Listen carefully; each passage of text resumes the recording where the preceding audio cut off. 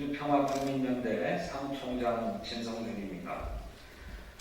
어제 더불어민주당의 많은 의원님들 그리고 더 좋은 미래 의원님들이 전국민 재난지원금 보편 지급을 촉구하는 기자회견을 하셨습니다만 최종 결정이 임박해 있는 상황에서 저희 민주평화국민연대도 그 뜻을 다시 한번 천명하기로 했습니다. 잘 아시는 것처럼 민주평화국민연대는 많은 의원님들이 회원으로 활동하고 계시는데 오늘은 오른쪽에 주철현 의원님, 그리고 이동주 의원님, 그리고 홍정민 의원님, 그리고 제 옆으로 이규민 의원님 이렇게 함께 기자회견을 하게 되었습니다. 지금부터 홍정민 의원님과 이동주 의원님께서 준비된 기자회견을 나눠서 단독하도록 하겠습니다.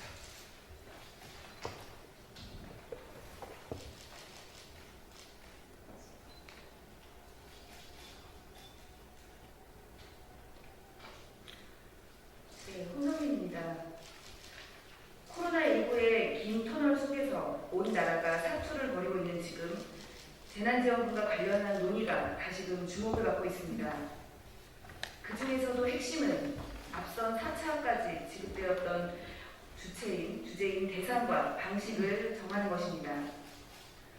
정부 당국과 의료진의 뼈를 깎는 노력, 그리고 모든 국민의 자발적인 협조 덕분에 우리나라의 백신 접종은 기대 이상의 성과를 거두고 있습니다.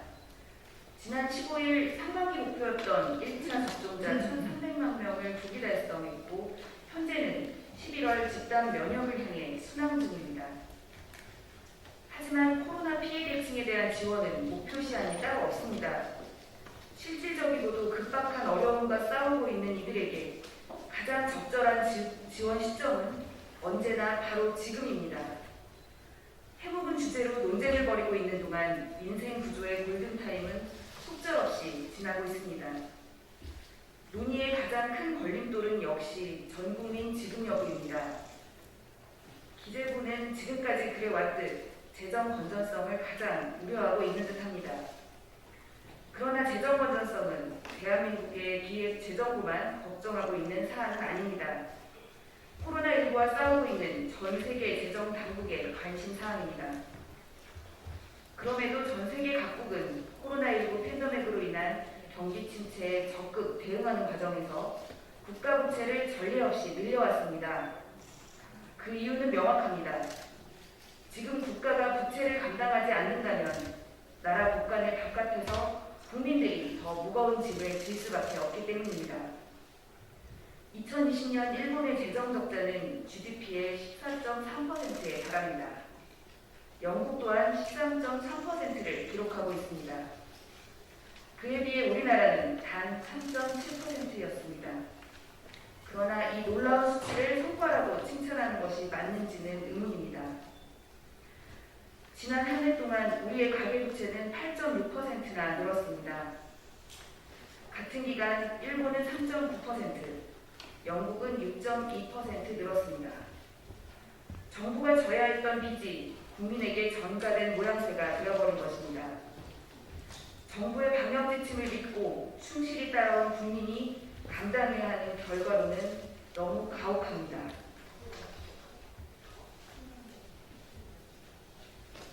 이번 5차 재난지원금이 전 국민을 대상으로 지급된다면 지난해 5월에 지급된 1차 재난지원금 이후 약 1년 만의 전국민 재난지원금입니다. 이번 지원금은 1년 넘게 고통을 감내해온 국민에 대한 정부 차원의 위로금이 되어야 합니다. 최근 고소득층의 명품 소비가 늘고 자동차 구매가 대폭 늘었다고 합니다. 고소득층에게 신용카드 캐시백 혜택을 주는 방안은 골목상권 경기 진작에 도움이 되지 못합니다.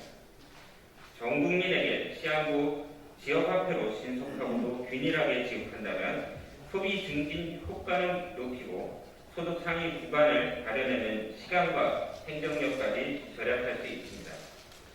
나라 살림을 책임지는 기획재정부의 충정에는 의심의 여지가 없습니다. 하지만 이번에는 부채 추가 발행 없이 초과 세수를 활용하는 추경입니다. 기획재정부의 우려만큼 심각한 국가 부채의 증가는 없을 것입니다. 팬데믹이 부자라고 피해가지는 않습니다. 고소득층도 마스크를 쓰고 방역 수칙을 따랐습니다. K-방역의 성과는 소득에 따라 구분되는 것이 아니라 대한민국 국민이라면 누구나 함께 공유해야 합니다. 대한민국은 기재부의 나라가 아닙니다. 이제 당이 국민의 대의로서 결정해야 합니다. 그리고 기재부는 그 결정을 따르면 될 것입니다. 2021년 6월 25일 경제민주화 평화통일을 위한 국민연대. 고맙습니다.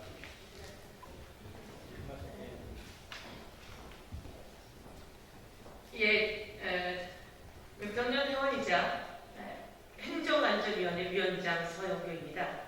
저희 행정안전위원회에서 전국민 재난지원금이 실시될 때 방망이를 들게 되어 있습니다. 작년 5월에 전국민 재난지원금이 전 국민에게 지급되었고 그 재난지원금이 약 8월에 전체 다 쓰도록 그렇게 날짜를 지정해서 재난지원금이 지급되었습니다. 99.8%가 8월 이전에 전국민 재난지원금을 다 썼습니다. 전국민 재난지원금이 다 쓰이고 났더니 상황은 어떻게 되었냐면 그때만 이 재난지원금이 지급되는 과정 속에서 그때만 경기가 괜찮았습니다. 상황이 좋았습니다. 선별지원금 지급될 때 어려웠기 때문에 지급되었는데 그때는 경제가 올라오지 않습니다. 전 국민에게 주어진 재난지원금은 일정 시간에 소상공인들에게 쓰여지게 되어 있기 때문에 그 돈이 쓰여지면서 경제가 다시 살아나는 효과를 만들어내는 경제 활력의 지원금이다. 이렇게 말씀드릴 수 있을 것 같습니다. 시장에 계시는 상인에게 물었습니다. 선별지원금 받습니까? 라고 물었더니 저는 선별지원금을 받지 않습니다. 왜 안 받습니까? 라고 물었더니 전국민 재난지원금이 지급되었고 그것으로 많은 분들이 와서 물건을 샀기 때문에 우리는 손해를 보지 않았습니다. 그래서 선별지원금 받지 않습니다. 라고 이야기하셨습니다. 그렇습니다. 전 국민에게 재난지원금을 주면 그동안 어려웠던 사업장들이 살아날 수도 있고 그러면 매출이 늘어나면서 오히려 선별지원금을 받을 대상에서 빠지게 되므로 선별지원금이 들어갈 비용 자체가 줄어들게 되는 겁니다. 이 전국민 재난지원금은 전체 경제를 끌어올리는 역할을 하고 전국민에게 재난지원금을 드렸을 때 딱 그때가 5월 이후인데요. 그때 가장 최하위 1분위와 2분위 분들의 소득이 올랐다, 플러스가 됐다라고 하는 통계가 나와 있습니다. 그리고 전 국민에게 재난지원금을 주고 이것을 일정 시간에 다 쓰게 한다면 그것을 다시 고스란히 10%는 부가가치세로 나라가 국세로 걷어들이게 된다. 이렇게 말씀을 드릴 수 있을 것 같습니다. 그래서 전국민 재난지원금에게 시간을 두고 다 쓰게 하는 것이 경제를 살리는 아주 중요한 마중물이다. 이렇게 말씀드릴 수 있을 것 같습니다. 그리고 또 지난번에 한번 해봤기 때문에 행정안전위원회에서 전 국민에게 다 드릴 수 있는 시스템이 확실하게 갖춰져 있다. 이런 말씀을 드리겠습니다.